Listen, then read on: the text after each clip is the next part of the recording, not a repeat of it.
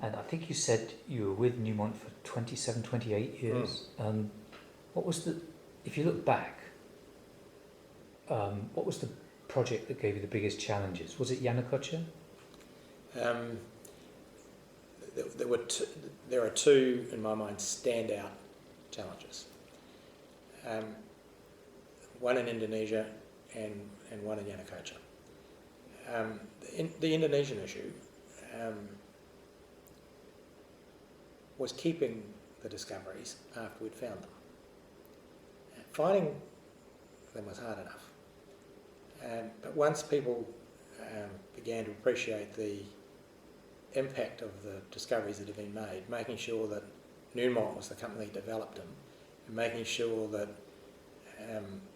they were developed in a way in which the discoveries reaped the reward, was for me a challenge. We had all kinds of people trying to steal the asset from us. And I don't know what was the most important part of the process, finding it or keeping it. Problems that still exist for some companies today.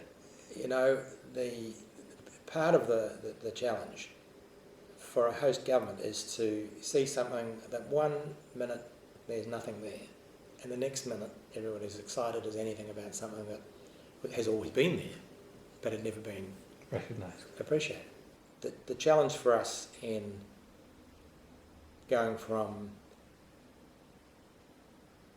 hoping for exploration success and finally realising there were several billion tonnes of gold copper mineralisation got all kinds of people thinking in Indonesia about, you know, the value of this resource and whether or not the finders should just be allowed to enjoy the fabulous good fortune that comes with making a major discovery. And you know, there were certain elements within the local community who thought that this was unfair. This is undue riches for, you know, for the effort that had been put in.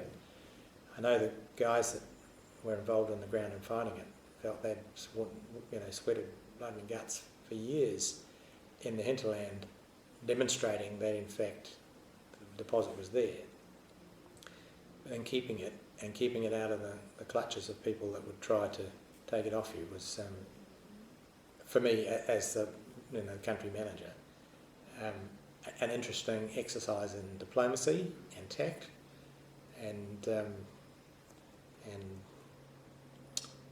bloody mindedness.